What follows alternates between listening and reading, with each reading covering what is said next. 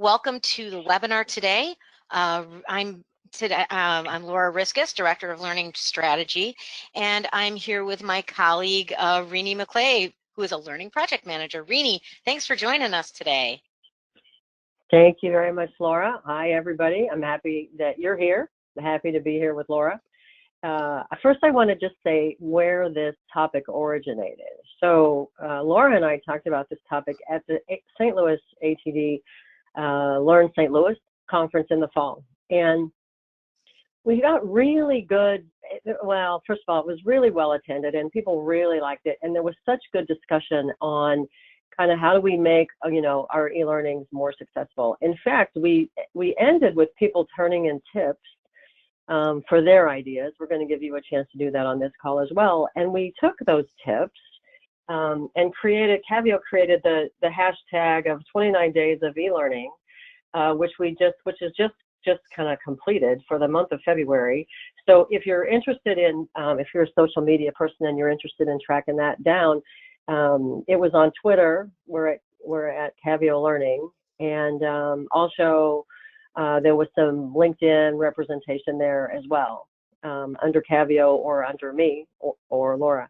So so that's just I just thought it was interesting. I just realized this morning, hey, this had a kind of interesting beginning. So we've got, how do we want these mindsets, the project manager or the change manager mindset? I am a project manager with Cavea, and my background has been learning leader in various Fortune 500 companies. I've done a lot of ID. I've done a lot of PM. I did a lot of PM when it wasn't my title. I'll ask the group, is anybody else in that boat where you're managing you're managing projects, but it's really not your project. It's really not your title, and you really do other things. But oh, by the way, you also manage projects. If that affects you, if you've ever experienced that, throw something in chat there. It could just be an exclamation point if you want, because I think companies tend to underestimate the time, and sometimes maybe even the importance of that project management. So if we look at the title, project management and change management mindset, I think that probably enabling behavior change is the purpose of most learning solutions, not just e-learning, but most learning solutions. But creating good training often isn't enough. So, we identify the problem, determine the solution.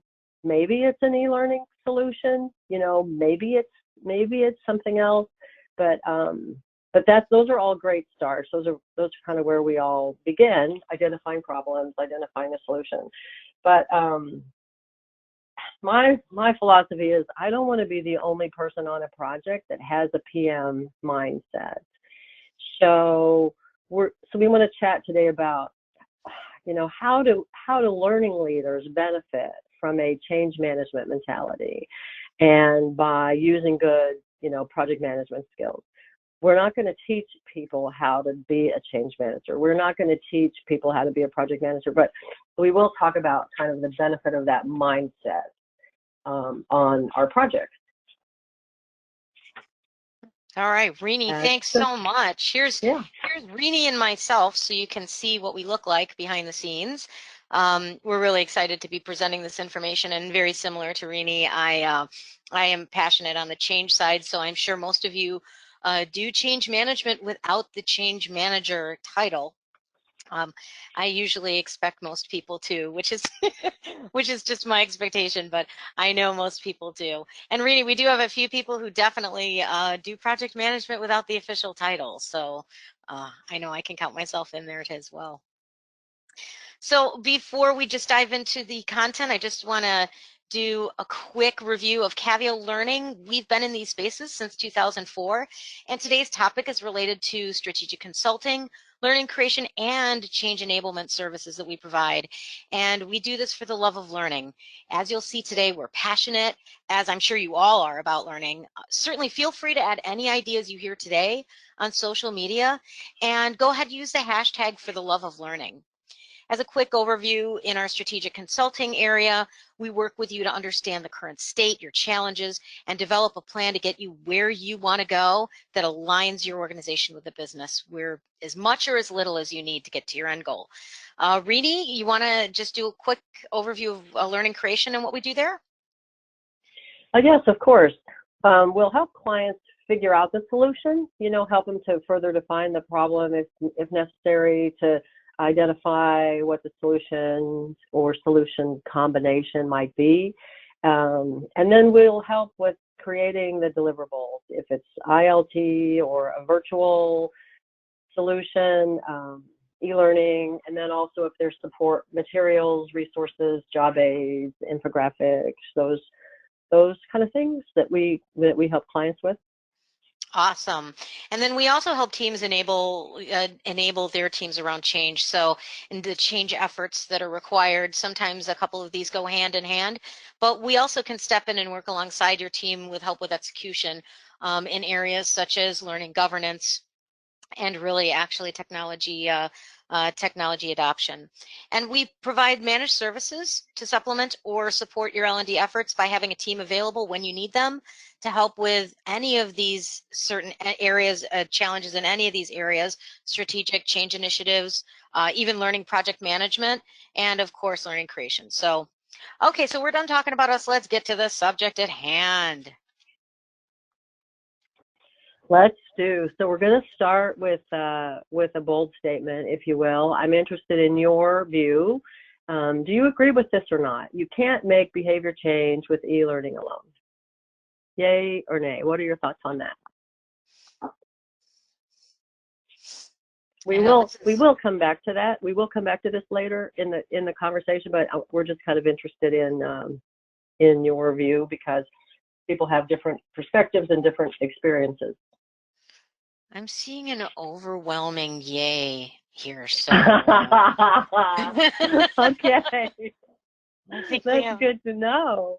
A lot of people. Oh, there's a couple nay. There's a yay, not yay, not yay, and depends on the motivation of the learners. So very nice. I think that's a really good statement. Yeah. Yeah, very, very nice. So we will come back to that. My answer tends to be it depends. This is my personality. There's not a whole bunch that's black and white in my life or in my mindset. So I would tend to say, like it depends, but we'll get more into that later. This is probably my all-time favorite graphic. Because superhero isn't an official job title. I really like this. Everyone here probably knows what a project manager does, and much of what we do is prevent problems, right? So we grab our cape to prevent the catastrophe. So at the end of the project, when people go, yeah, wow, everything went smooth, like that was really great. And people on the project team are like mopping their brows with sweat, you know what I mean? Like because they just went through a lot of things in order to make things look smooth, or to avert danger, if you will. So I don't want only the project manager to have the project management mindset. So I want my resources kind of scanning for the same things, so like watching scope, watching things that will impact deadlines. Let's think about things that could derail. So I want other people, I want my IDs on a project, I want my developers on a project to be watching for things that could be an upset in the future. So I'm interested in your perspective of kind of what might those things be that they're watching for, that they're scanning for. An example from my standpoint would be somebody casually mentioning a legal review that wasn't really identified up front, and so if my ID, for an example, hears about that in a SME meeting or in a conversation I might not be part of, I would want them to come back and tell me.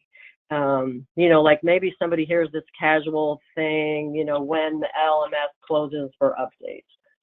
Okay, that we need to know that, so I want them scanning for possible derailers. So anyway, if you can think of anything else besides a couple of examples like that, I'm interested in it. Things that might derail your scope, things that might derail your project plan, your schedule. And then while you think about that or send them in, I will unpack these bullets here a bit on this slide. Things that often project managers do is what we just talked about, like alerting the project team for watch out. Like, help me watch this. Here's some circumstances on the project that we might have to watch for. Calling out risks to scope and timelines early on. Sending statuses. A lot of people do that. We always do that at Cavea, sending out regular statuses, including risks, and documenting decisions just in case down the road somebody forgets why we're doing it this way. We've got some decisions documented. But then also in a project kickoff, everybody probably does something similar to some kind of a project kickoff, reviewing scope, aligning on the scope and the assumptions, so that if later on we need to remind somebody, we have kind of laid that groundwork. So any other ideas on this topic, Laura? I really just think that overall, when you're thinking of a project management mindset with training projects, I think it also helps provide kind of a beginning and an end, so that sometimes scope creep happens all the time. And knowing that you have that, you can make sure that your L&D team isn't overburdened by scope creep, isn't overburdened by extended timelines. I think that's really helpful. Definitely, and it sets some expectations with certainly with your clients, and I know your clients are your business teams, right? Your business units, but it helps to set those expectations appropriately. Absolutely. Great. Super. I did want to kind of go into the change management mindset now, so I get to wave my flag now. What's really certainly training is an essential part of any change initiative, right? So it's a really very natural fit. The very first point is really, about ensuring key stakeholders are engaged for the long term. So when you think about that statement, think about how long it takes someone to not just to change what they do, but internalize it and have it become their new normal. It's a decent amount of time. So for that reason, when you have very significant or important courses or programs that need to be attended to, and you think that they're going to have a really big business impact, those really should be on the stakeholders' radar long term. And it's our job in L&D to keep those stakeholders engaged. So when you keep them engaged to see the outcome of the training, it can help your training effort and can really spark the discussion about the business value of training. So when you're positioning your key training initiatives as more as just an L&D thing, or, I make the joke that like training says, okay, do you want fries with that too? You really engage the stakeholders on the outcomes versus, just delivering the training and checking the boxes. So then your L&D organization is really seen as a valuable partner to the business. As change management is all about the person, right? So understanding what needs to change on a personal level, that second bullet is really important. In the chat, if you would let me know which one of these considerations along the line, have you thought about when developing training, or which ones you'd like to consider? So I know you guys can see these bullets, so go ahead and you can just enter in the chat which one you think you've either done before or you'd like to do. I'll continue to kind of move on.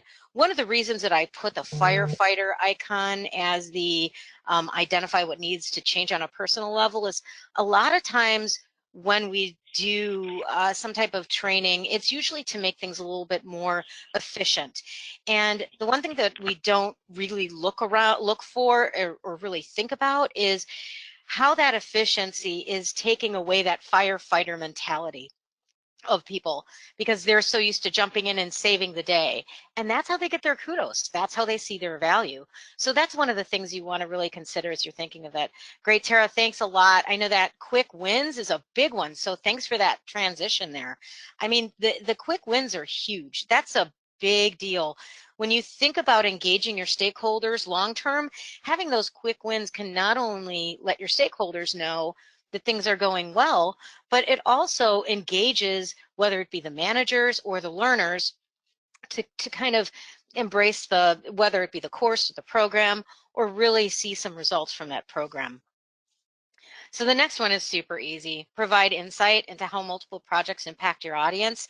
Um, you know, if you know that you have a lot of different courses hitting your folks, your audiences at one time, it can be really overwhelming. So you want to think kind of through, what kind of courses are they taking now? Where does your training fit in those list of priorities? And sometimes it might need some additional stakeholder support, right? It might need some additional communication wrapped around the training timeline. So you might need some additional communication, whether it be before or during. And then you might want to team up with some of the other training initiatives just to make sure that you're giving kind of like one experience. We used to say that, when you'd have multiple different portals, I used to support IT, and having multiple different portals, somebody, when they're developing it, will think just about their portal or their experience that they're giving the end user, but not thinking that they have to log into 5 or 6 or 10 different places to do it. And that's one of the things with training initiatives, they're getting hit by multiple different messages. So it's kind of helpful to coordinate that. So I see some things in the chat here. Baking and trainer follow, the follow and support, and creating consistent experience. Absolutely, Alexander, that's huge. That's a really, really big thing to do, especially when you talk about navigation and really basic stuff like that. And then when you talk about communicating quick wins, it's a great way to build extrinsic motivation. And when implemented strategically, it's what leads to intrinsic motivation. Absolutely. And that's key. I think, a lot of times we don't brag enough in LND about what goes on in that area. So that's awesome. Yeah, follow up and support is huge. I think, and I'll talk a little bit about that too. So if you're already doing it, big kudos to you. I think that's something that a lot of times, sometimes L&D teams just don't have the time to do. So, well, thank you so much for your interaction. We have a next yay or nay here. Training should always include a change management approach. I love it when we say things like always. I hate those type of statements. It really drives me nuts. But I would love to know. Absolutely. There's Susan, thanks. Yay, not always. Nay, not always needed. Yay, yay. Absolutely. So on things where you might think that it is, when you think about a change management approach, sometimes it's not only, sometimes there's a training event. A lot of people think like compliance, right? So Rini, I know we talked a little about this at a couple of the presentations that we did last year, where they talked about compliance being something that I don't even know if it needs a change management approach, right? Right. Which is interesting. Yeah, from my perspective, Right. it's my same answer. It depends. You know what I Yeah. mean? Like, I think often, yes, but maybe, it depends. It does. It depends. Yeah, exactly. But I love that that the folks here are saying yay, because it's one of the things that, even when you're thinking about some of the bullet points that we just hit on the last slide, there are benefits to that. Even when you're talking about doing a compliance training, what is the other training offerings out there for that particular audience? And taking a look at that is important. Excellent. All right. Yeah, so to further it depends, Laura. You've taught me, like, maybe it's a lighter touch. Like, it probably needs a change management mindset. It probably needs a change management touch. Does it need a full-time, dedicated, right, change management person? It depends. It depends. Yeah, exactly.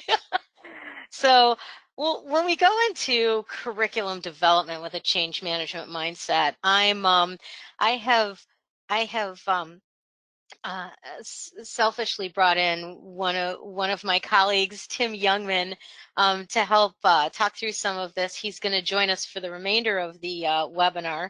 So, Tim, thanks for joining us today.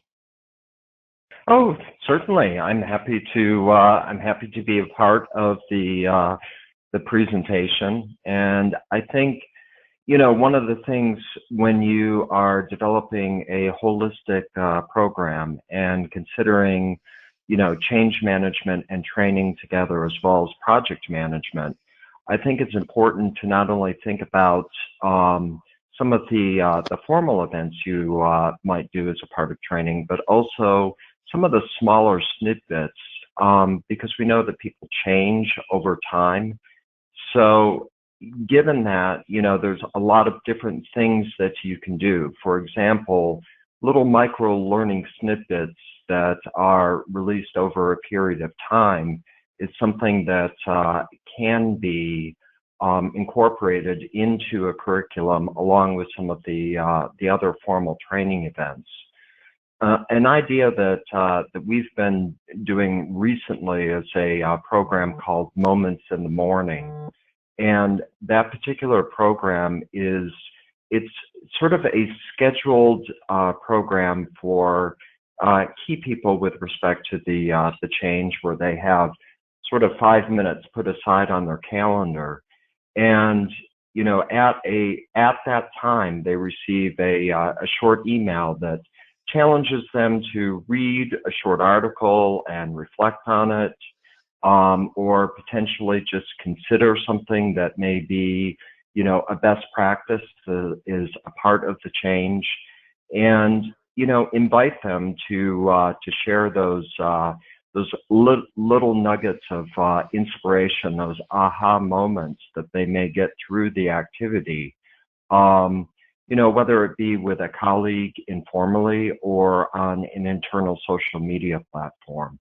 So I think, that social support and building the community of support is something that is an important consideration with curriculum.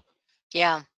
Yeah, absolutely. And I think that, that really helps to uh, take care of kind of that, uh, the ability to anticipate your audience's needs throughout the points of their journey, because especially if you're watching that community and you're seeing what's coming up in that community, not only can you provide some support around that, but sometimes it's, if the community is really engaged, they kind of support themselves as well, which is great. That's fantastic. Well, Tim, thank you so much. Some of the other points that we have here, certainly, as I mentioned previously about being consistent in terminology and messages and experience, when you think of things such as like navigation and user experience, obviously those are really important. But when you look at your curriculum through the lens of a communication strategy, it really helps you kind of think through what that learning path looks like. What are they going to be thinking throughout that and on those particular, after they take those courses, and thinking through kind of, are they going to be still having questions at that point? Is there something that might be of a conflict? Is there something that maybe it's just too much repetition and you start to lose their attention? That could be something too. So, certainly when we talk about anticipating your audience's needs throughout the points of their journey, you're talking about the 5 moments of need, right? And then certainly managers need to help with that journey too. So it's really important. One of the things that I find interesting is that when people learn something new for the first time, they're going to gain more knowledge, right? They're going to apply the knowledge. That's all of the 5 moments of need. But the last 2 points, which is really troubleshooting when something goes wrong and adjusting and adapting when facing with those changes, those last 2 points usually require coaching from both peers and managers. So when you were talking about that, moments in the morning program, that's where that can really end up taking, a big part in supporting those 5 moments of need. And then, you know, the question is, how will they know how to adjust and adapt? So sometimes if like people go through a change cycle, right? So they'll go through where they kind of they're a little bit of excited. Okay, this is what we need to do. Then they start to feel a little uneasy, and then they kind of dip down a little bit. Sometimes their desire is in question because they're like, I'm not sure if I really want to do this. I don't know how this is really going to impact me. And then they start to learn a little bit about it. They feel a little bit uncomfortable because they know that they don't know. But then they start to internalize some of that learning, and they start to get it, so to speak. And then that learning curve, or that change curve, goes up. Sometimes in different types of throughout their journey, they're going to go through that change curve a couple times. It's expected. So it's good to kind of think through and look through your curriculum with that, certainly with that lens. All right. And Laura, I love that. I love that manager piece because, we talk about follow-up, and we know that every session needs follow-up, but to actually make a specific deliverable in the project, or have a specific task that says, what do we need to give the managers to support them as they support their team? I really dig that. Yeah, absolutely. I think it's something that, and it's hard because managers are so overburdened by a lot, but even just making the effort to do that is pretty, it'll be really helpful. It'll be extremely helpful. And as you set the expectation for managers to be engaged, they'll start to get it. It won't be a one-time thing. So anyway, yeah, so Rini is here to be the peanut butter to my jelly in this conversation. Yes. Right. And any day. Yeah, you're awesome. I look at change and training project management really being kind of like the peanut butter and jelly of the learner experience. So on the change side of the fence, really, change management aims to identify competing and complementary initiatives. So, I talked about that earlier, where you're looking at what is currently going on and really understanding the change impact to the audience. So, you want to make sure people aren't being overwhelmed. You want to make sure that they kind of are getting consistent messaging, and that they can kind of make sense of it all. Because if you're not there to kind of help them with that, they'll start to create their own narrative, and that narrative sometimes isn't always good, but you also want to be there because they might create a narrative that you're not thinking of that is really fantastic. So it kind of goes both ways, on both sides of the fence. So on the peanut butter side of the fence. Yeah, it is awesome being peanut butter. Yeah, so I think knowing what success looks like. So identifies the success of the project, understanding expectations of the stakeholders. These are two kind of critical things, I think. And let's think about how that relates back to the learner experience, the PB&J of the learner experience. So the success of the project is often metrics. We're all familiar with measurement, and we're all familiar with, we've been exposed to metrics to some degree. But often I find the success factor is that the stakeholder is happy. You know what I mean? Like there's some metrics, and they're, and people are watching, like, are people taking the training and all of those things. But is the stakeholder happy? Is what I get in a lot of project kickoff, a lot of project closeout meetings, is that we are so happy because the stakeholder is so happy. The executives are so happy. So what makes the stakeholders happy? Well, when their audience likes it, right? When their audience, when they've created some buzz, and when people are doing it, and when they like it, and they're talking about it, and their managers are saying, this is working. So those things, the learner experience plugs into that create buzz, that people talking about it, people liking it. It's kind of creating the want. So that's my peanut butter. That's my peanut butter view. That's your peanut butter view. And, I think, it's funny because, one of the things that, when you talk about understanding the change impact to the audience and how that impacts the project management side of the fence, earlier on, I talked a little bit about considering really what needs to change on a personal level. And if there are things in Maslow's hierarchy of needs that come into play where either people's jobs are changing or they're threatened, or if, it overburdens an already overworked or understaffed team, I think that's where certainly I lend my expertise, or I depend upon the project manager, because this is a risk that I can bring up to say, hey, you know, this timing might not be really good for this. We might need to have a discussion with the stakeholder to let them know if their expectations around this training is that you want to check the box, fine, that's fine. But if you have an expectation around making the change and making sure that people are adapting a new way of learning, or a new process, or those I think are really important. That's where I think the team of kind of that change thought mentality and the project management thought mentality can really help to position the project successfully. What do you think, Rini? Yeah, I agree. Yeah, absolutely. Absolutely. All right. Well, now that I got everybody hungry for lunch, really approaching Yes. it right, approaching the training projects with a change management mindset. Rini, this is kind of where I say the rubber meets the road, right? It is.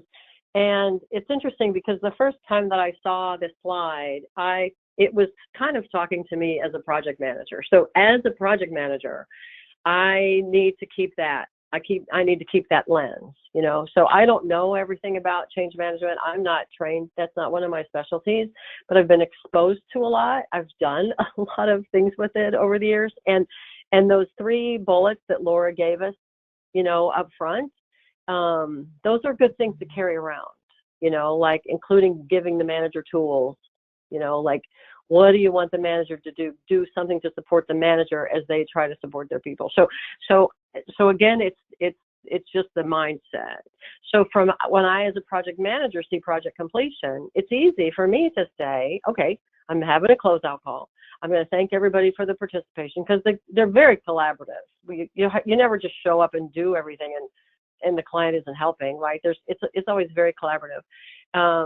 We confirm, you know, deliverables and that everything is approved, and it's easy to just kind of like do high fives and say, okay, you know, we're done. And now the ID and the developer and the project manager, it's on time, it's on budget, we're all high fiving, it's done.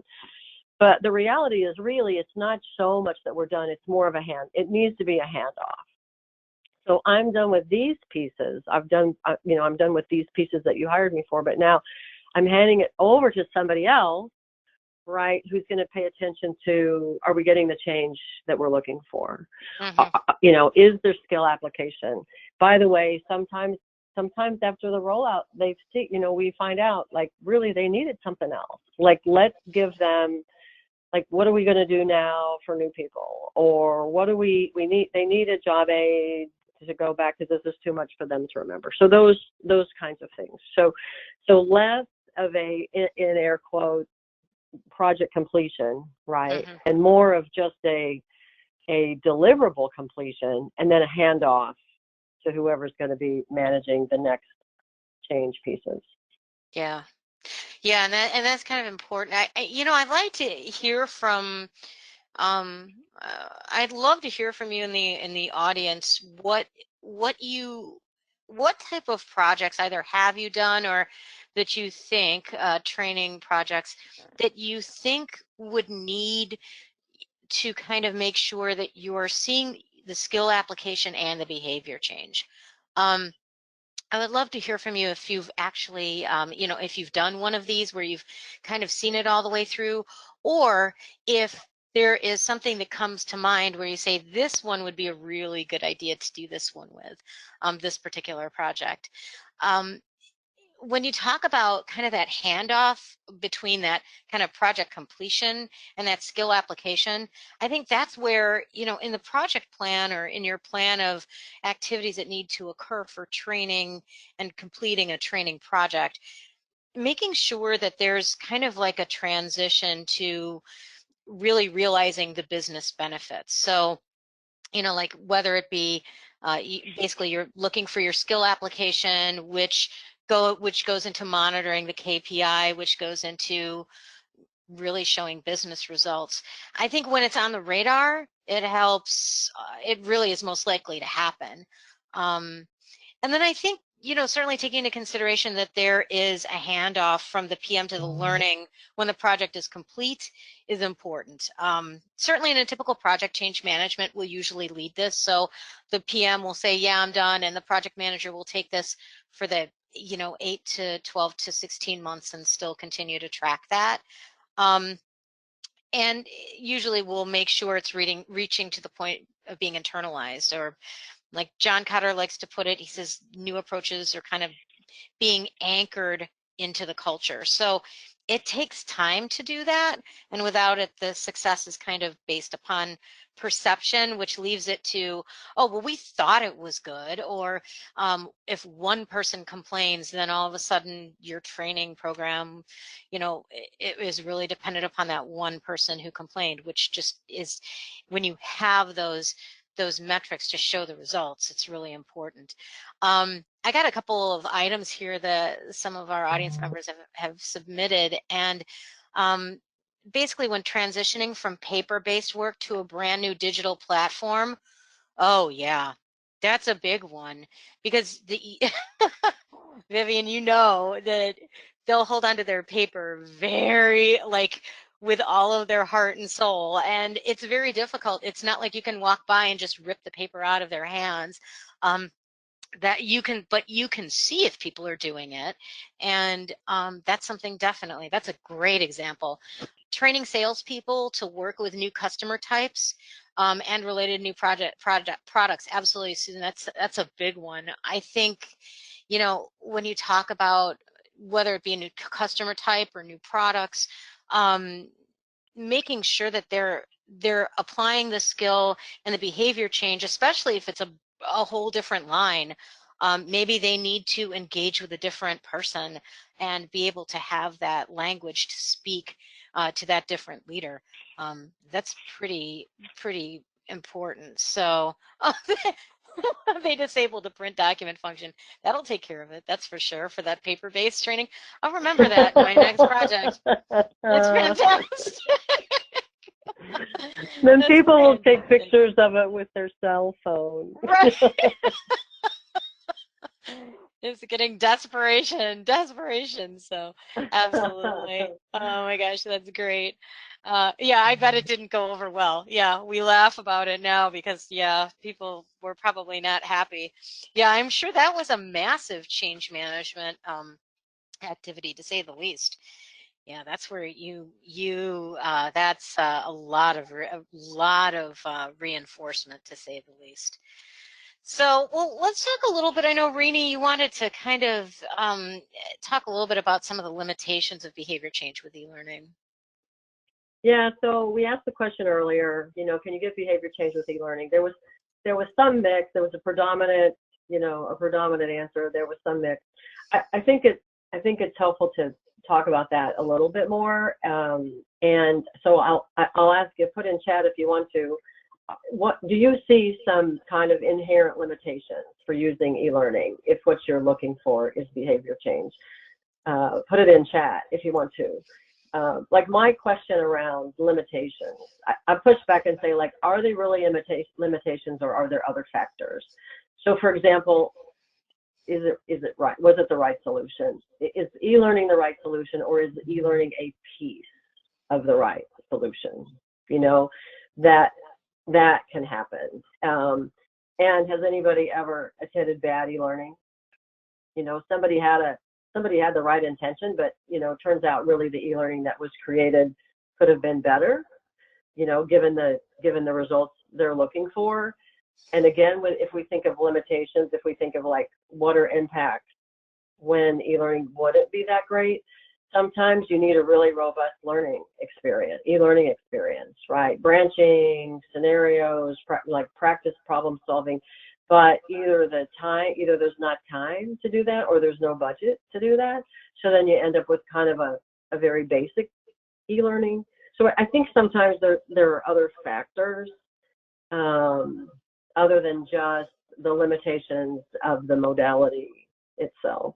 Yeah, reading on the chat, somebody has mentioned that, you can't see the learner's body language or their tone of voice. So it's difficult to see how they're, how they're experiencing it.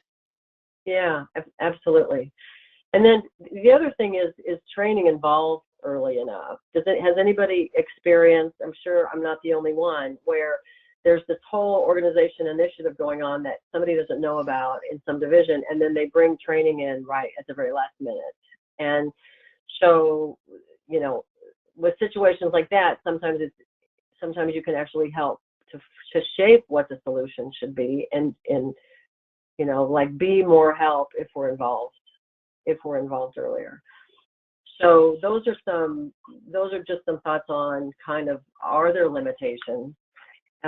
If we look at the next slide, how do we manage them? If there are some limitations, then what do we do? And I'm really interested in everybody's opinion on this. So really the question is there anything we can do to help maximize the success of e-learning?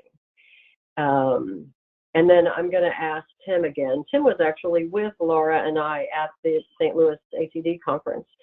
So he was kind of part of this whole experience. So this was the point where we got all kinds of tips from people. Tim, what thoughts do you have on kind of knowing there might be some limitations, what can we do to maximize the success of e-learning? Yeah, I think a lot of it comes down to some of the initial design. And, if we are assuming that e-learning is going to be a part of the solution, and we know it's change management, we have to think more deeply than just providing knowledge, because knowledge alone is not sufficient to really change behavior as a part of a change management program. We really need to, think in terms of building the emotional engagement. And, as Rini mentioned before, that can be done through some of the stories, in thinking about using a story as an integration point all the way through the training, and kind of starting with where you are now and rising to an arc of a story, and then, showing the positive impact of change.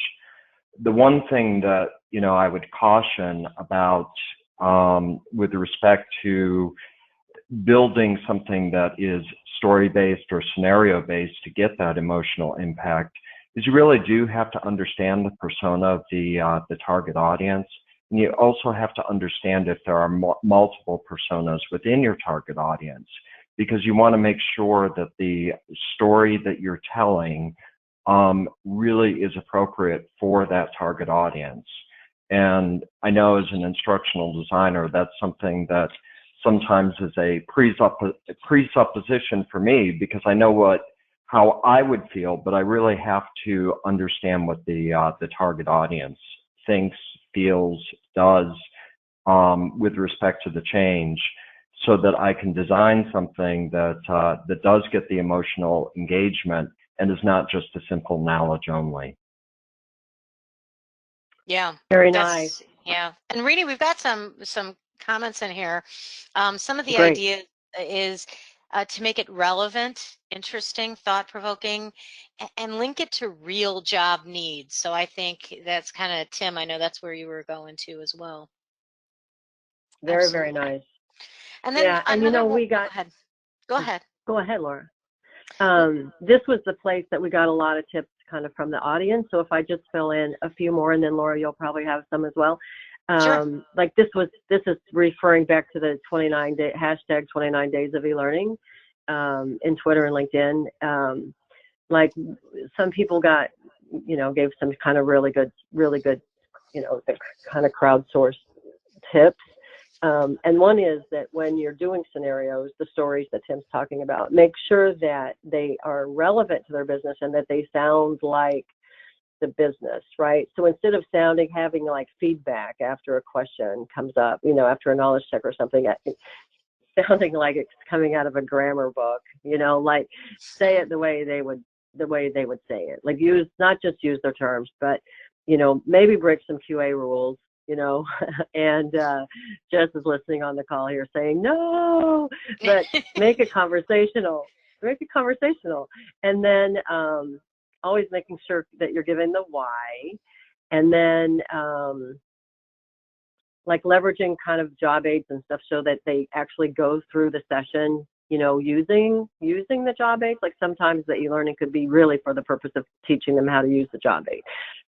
Often it's the other. Often you have an e-learning and that does the teaching, and then you have a job aid for reinforcement. It could go either way. In fact, one example is that we've helped clients with SOP training, the standard operating systems training, and we've actually put zero content of the SOP into the e-learning, which doesn't, it's not, I don't think it's necessarily a normal or a logical sounding thing, but if the objective is for them to be able to find the SOP and cruise through the SOP to find the right answer, right, then maybe not even giving them a link, to find it. Like they need to find it. They need to find in the content where this is, because they get updated regularly. And so then if you look down the line, you'll have fewer updates if you don't pull the content from the SOP that needs to be changed.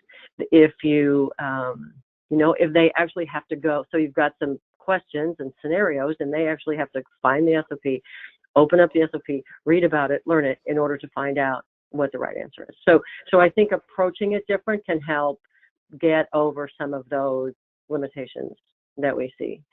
And then also, Laura, I have to say, if change management is done right, right, that's an interesting piece of e-learning, because then people come with an open mind, maybe some curiosity. That's what Laura has taught me. So other thoughts, Laura? Yeah, somebody has a really interesting, it's a really good point. It says the ability to raise your hand and ask clarifying questions as the learning is taking place is important for how some people process new information. And e-learning can be challenging in these scenarios. There's no doubt about that. Being able to kind of ask while they're internalizing the information, they're like, "Ooh, but I don't under how do I deal with this?" So, yeah. Yeah, and very nice. I think that, what's interesting is that I know a really hot topic in learning right now is around kind of this bot learning, so to speak, which is, pre-written scripts, and that is absolutely considered e-learning, no question about it. I think for AI being able to take those, questions and being able to feed back answers, where that really is, interestingly enough, that's really more of a monitor type of approach. But I think that would be such a fantastic kind of engaging way to add to your e-learning. It has to be something that certainly is easy to do. I wonder if there is. I haven't seen any technology out there. I think there are some that is starting to do that, where they're much more of a kind of a social combination platform, so to speak, of a blended learning approach. But yeah, that is a huge challenge. There's no doubt. That is a very big challenge. No, there are platforms out there like that. And especially a mobile platform, I think, can be a really great component of a change management solution, because not only can you present some of the training nuggets within an app-based solution, but oftentimes you also have the ability to share photographs of how people are enacting the change on a day-to-day basis, or even the other types of social interaction. And it's something that I have seen work very well for some of our customers. Yeah. Yeah, and what's interesting is on some of the platforms that I've certainly seen where they have almost like e-learning, and then you can scroll down, you can see some comments and what have you. I think that's where, we talk about, completing the e-learning and just getting it done and checking that box. Now the course is out there, really looking, that adds another element to the project where that discussion and that feedback, if it is relevant enough, may need to be incorporated or implemented, incorporated into the e-learning and have that e-learning be updated. So I think that's certainly, as a lot of this technology comes out, it does, thinking about how that changes the traditional delivery process and what needs to be done and unquote, when is the project unquote finished, that changes a lot for sure. Excellent. Well, and then you know what else? It makes me wonder. It makes me ask a question. Like maybe we don't use FAQs properly, right? We tend to put FAQs in as a glossary, in a resource section, and they probably are never, they might not ever be referred to. But maybe there's a different use. Maybe there's kind of a different use for that in the in the learning as those questions come up. That it's more of a resource as they're taking the course. Yeah. Absolutely. Yeah. And then one other thing that when I think about limitations on a different topic, I love all of the Beyond videos or Movely videos or, whatever the different platforms are, to pop in and give a few minutes of something that might be a SME talking about it, and it might be an animated character talking about it as an attention reset, like a knowledge check pops up, that becomes an attention reset. A quick video comes up, that becomes a an attention reset. So I like those as well. Those work well for me because it's easy for me to, if I'm not very active in a course, it's easy for me to start thinking about, going to Jamaica or something. So having those attention resets can be helpful. Very true. Very true. Well, we are coming up on the end of our session for today. Certainly, if you have any questions, we'd love to hear from you. Just go ahead and put them into the chat window. In the meantime, Rini and I both promised that if you would like a copy of the presentation, you can go ahead and email us here. Feel free to do that, and we will get you in touch with the presentation so you can have a copy of it. As we mentioned, it's recorded, so we'll be sending that out as well. I don't see any questions in the queue, so I think we're going to go ahead and let people have a few more minutes to their day, whether it be almost at the end of the day or getting ready for their afternoon. So thank you very much for joining us today. We look forward to hearing from you, and have a great day. Take care. Bye-bye. Thanks. Bye-bye. Thanks. Bye.